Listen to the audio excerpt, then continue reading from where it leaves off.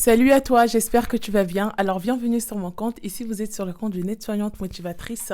Sur ce compte, je partage du contenu qui peut vraiment vous aider, surtout à des futures aides-soignantes, à celles qui aspirent à devenir aide-soignante et à ceux qui sont déjà dans le métier d'aide-soignante de pouvoir s'imposer tout simplement.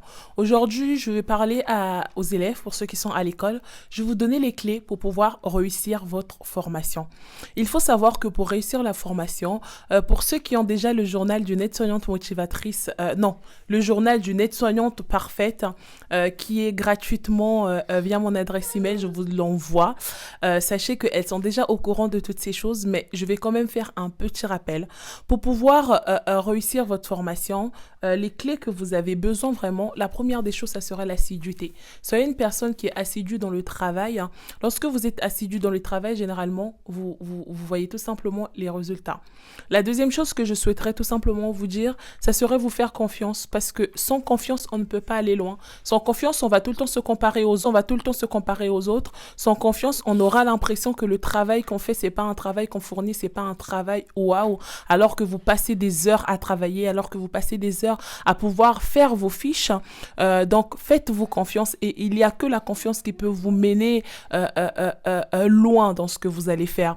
La troisième clé que je vous donnerai vraiment, ce que je dirais, c'est que soyez animés par de l'amour. Je pense que lorsque on aime ce qu'on fait, lorsque on est passionné, même si on a des moments de doute, même si on a des moments où on a envie d'abandonner, l'amour de par quoi nous nous sommes engagés, je pense que cet amour est triomphe tellement que on peut traverser des moments qui sont difficiles, mais on ne va pas abandonner. Pourquoi? Parce qu'on aime ce qu'on fait, parce que ça nous apporte quelque chose, parce qu'on est confortable dans ce qu'on fait. Donc, ayez vraiment de l'amour dans ce que vous faites. Et aussi, une autre clé que je vais vous donner aussi, ça sera l'entourage. Soyez entourés des bonnes personnes, soyez entourés des gens qui ont des ondes positives, soyez entourés des gens qui sont déterminés comme vous, des gens qui ont la même vision que vous, des gens qui aimeraient tout simplement réussir. Quand je parle de ces genres de personnes, je parle vraiment de la formation, des amitiés que vous allez vous faire.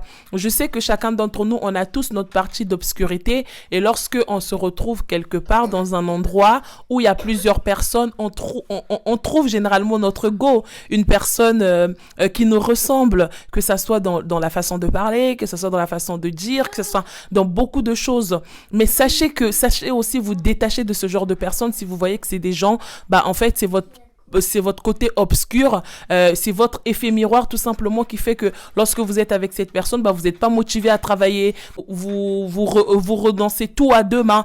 Cette partie sombre, qui est une partie de vous d'ailleurs, justement, cet effet miroir, et du coup c'est important vraiment de pouvoir vous détacher de ces personnes. C'est pas parce que vous les aimez, mais c'est parce que vous avez une vision, parce que vous avez un objectif. Aussi terminé, c'est que comment dirais-je, si vous n'avez pas le soutien de votre entourage, c'est pas grave. N'attendez pas la validation des autres, n'attendez pas le soutien des autres pour pouvoir franchir le cap.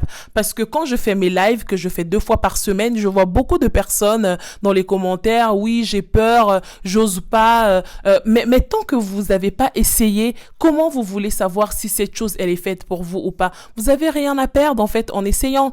Mais il y a des gens, malheureusement, qui sont tellement pris par la peur. Mais vous qui avez eu cette chance, vraiment, aller à l'école, si vous n'avez pas le soutien de votre entourage, retirez-vous de toute personne qui vous apporte des ondes négatives, qui va vous dire, oui, une aide-soignante, elle travaille que en EHPAD, ou une aide-soignante, elle est seulement là pour pouvoir comment dirais-je, changer les couches et tout ça, enlever les cacas. C'est complètement faux. Ayez une autre vision. Faites des recherches sur votre métier. Apprenez c'est quoi votre métier. Comme ça, lorsque vous allez parler avec des gens, vous aurez des arguments, vous aurez des choses sur quoi vous défendre et cela est important. Donc, c'est vraiment ça que je voulais vous dire. Et un travail acharné. Il n'y a rien qui se fait sans travail.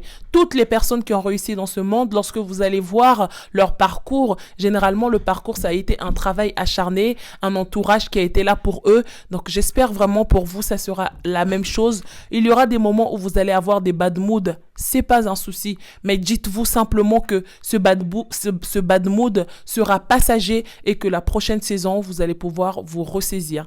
Donc, voilà, je vous souhaite une excellente fin de journée. Ça dépend de l'heure que vous me regardez. Merci pour votre confiance et je vous dis à bientôt.